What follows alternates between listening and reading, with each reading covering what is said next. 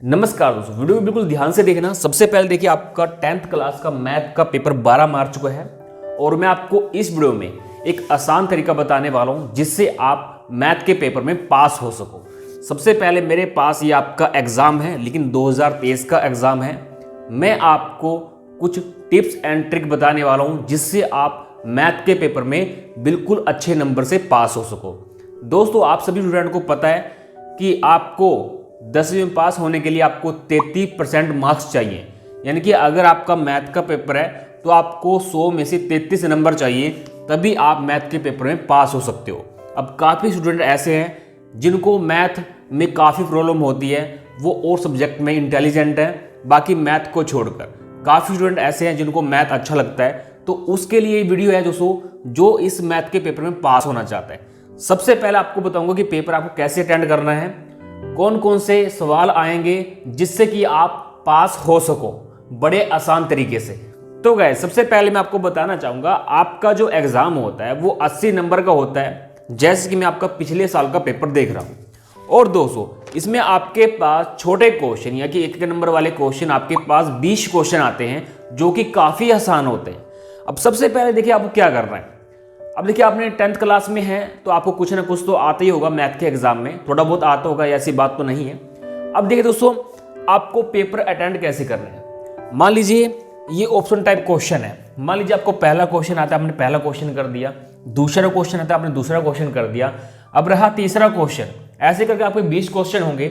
अब तीसरा क्वेश्चन आपको आता नहीं है, आपको इसका गलत ऑप्शन नहीं आपको चूज करना है। यानी कि अगर आपको नहीं आता तो आपको ये लिखकर, यानी क्वेश्चन को लिखकर हल्का फुल्का सा ब्लैक लास्ट में इस तरह के जैसे मैंने लिखा हुआ है, नीचे आप हल लिख सकते हैं या उत्तर लिख सकते हैं। उसके बाद उसकी सीट खाली छोड़ सकते हैं। क्या होता है दोस्तों एग्जाम के टाइम कि काफी टीचर ऐसे होते हैं कि आपको वो सवाल बता देते हैं, उनके आंसर बता देते हैं कि इसका ये ऑप्शन ठीक है, इसका ये ऑप्शन ठीक है। लास्ट में जब या तो स्टार्टिंग में आपको बताएंगे या फिर बीच में आपको बताएंगे या फिर आपको लास्ट में जब टाइम कुछ रह जाता है उसके बाद आप सभी स्टूडेंट को हेल्प की जाती है।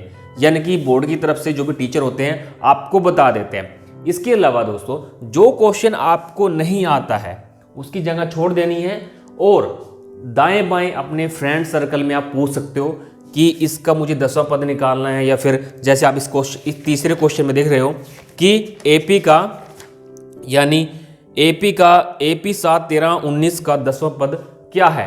यानी कि आप दाएं बाएं भी पूछ सकते हो या आप टीचर से आप पूछ सकते हो। यानी कि जो भी आपके एग्जाम टाइम में होगा तो आपको वो बता देते हैं, कोई प्रॉब्लम नहीं है, रिक्वेस्ट आप कर सकते हैं। यानी कि जो क्वेश्चन आपको ऑप्शन टाइप में ना आए उसकी सीट आपको छोड़ देनी है, यानी क्वेश्चन लिखकर। दोस्तों, इससे क्या होगा, इससे देखिए दोस्तों क्या होता है मैं आपको बताना चाहूँगा। एक तो देखिए आपका क्वेश्चन गलत नहीं होगा, ऊपर से अगर आपको कोई बताता है, जैसे टीचर की वजह से जो भी आपके टीचर हैं बोर्ड के एग्जाम में वो बता देते हैं, काफ़ी टीचर स्टूडेंट की हेल्प कराते हैं। या फिर दाएं बाएं आप उस क्वेश्चन को अपने फ्रेंड सर्कल में पूछ सकते हो। तो ये एक काफ़ी बेटर तरीका है। 1 नंबर आपके लिए काफ़ी जरूरी है, तभी आप आसान तरीकों से पास हो पाओगे मैथ के एग्जाम में।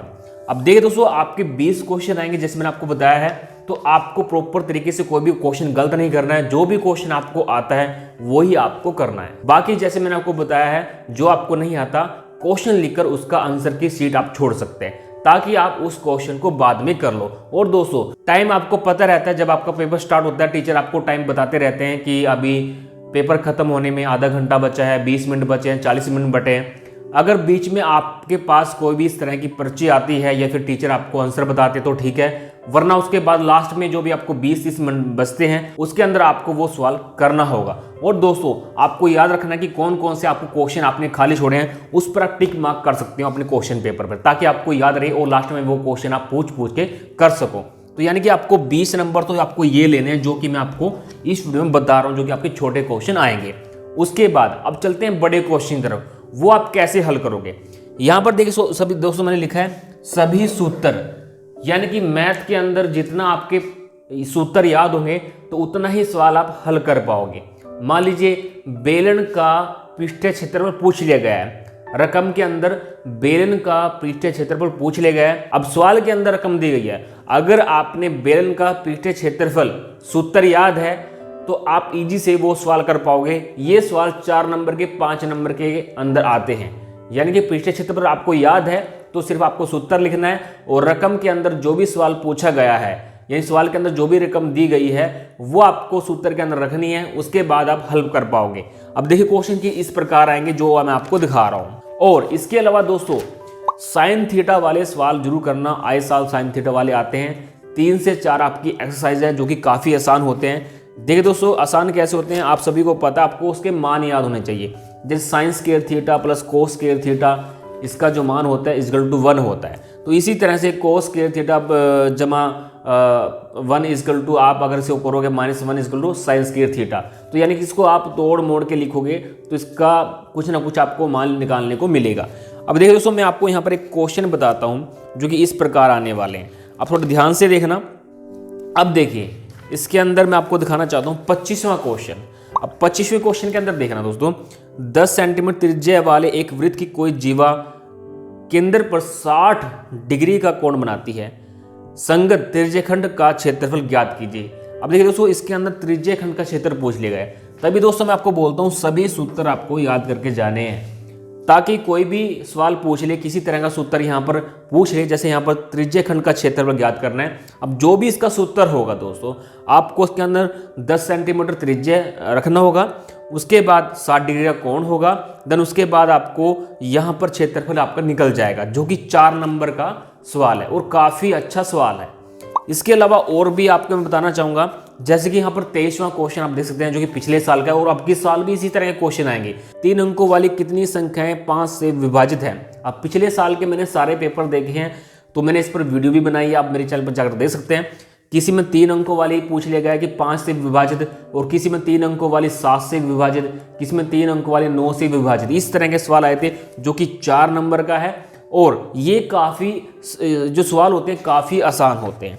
अब जैसे कि यहाँ पर एक 31वां क्वेश्चन दिया गया है, दवा का एक कैप्सूल एक बेलन के आकार में होता है, बेलन के आकार में होता है जिसके दोनों सिरों पर एक एक अर्धगोला लगा हुआ है और पूरे कैप्सूल की लंबाई 14 मिमी है, यानी कि आपकी 14 mm है और उसका व्यास 5 mm है, जिसका पृष्ठीय क्षेत्रफल ज्ञात करना है। 5 नंबर का क्वेश्चन है।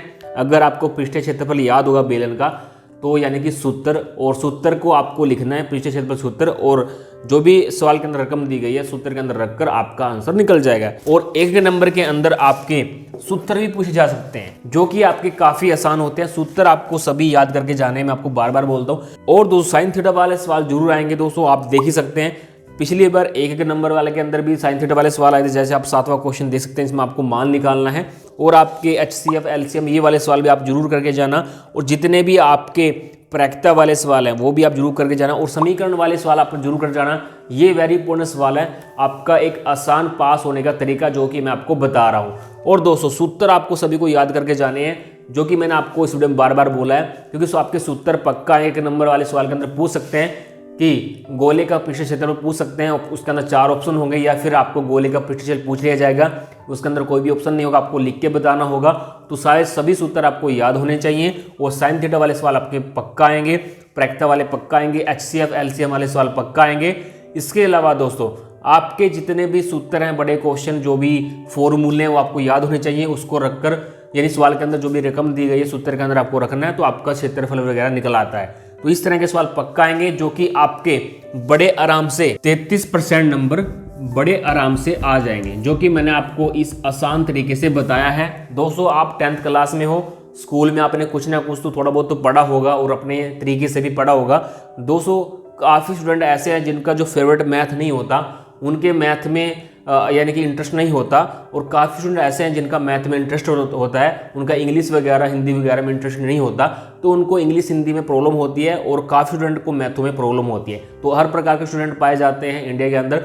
तो दोस्तों मैंने आपको इसमें बता ही दिया है, अगर आपके और एग्जाम अच्छे गए हैं और इसमें आप चाहते हो कि आप पास आपके अच्छे नंबर आ जाएं, 40 से 45 नंबर आ जाएं, तो यही एक तरीका है दोस्तों जो कि मैंने आपको बताया है। बाकी दोस्तों मैंने काफ़ी सारे वीडियो अपलोड कर दिए हैं, आपके पिछले पेपर के बारे में बताया कि किस प्रकार का पेपर आया था, वो आप मेरे चैनल पर जा देख सकते हो। इसके अलावा दोस्तों मैंने वेबसाइट से आपका SBSE बोर्ड का पेपर निकाला है, उसका हाल फिलहाल में 2-3 दिन पहले वीडियो अपलोड किया है, वो भी आप जाकर देख सकते हो। उसके अंदर मैंने आपको बताया है कि कौन कौन से क्वेश्चन एग्जाम में पूछने वाला है, ताकि आपको एक बड़ी हेल्प मिल सके और आप उन सभी क्वेश्चन को देखकर एडवांस तैयारी कर सको। तो दोस्तों इस वीडियो को अपने फ्रेंड के साथ शेयर करना, जो भी सोच रहे हैं कि मुझे पास होने जोगा पेपर करना है ताकि उनके पास नंबर आ सकें और आप मैथ के पेपर में पास हो सको। और दोस्तों अगर आप हमारे यूट्यूब चैनल पहली बार वीडियो देख रहे हैं तो चैनल को सब्सक्राइब कर देना, साथ में बेल आइकन पर ताकि हम जैसे ही वीडियो करें आपको नोटिफिकेशन मिल सके। Thanks for watching.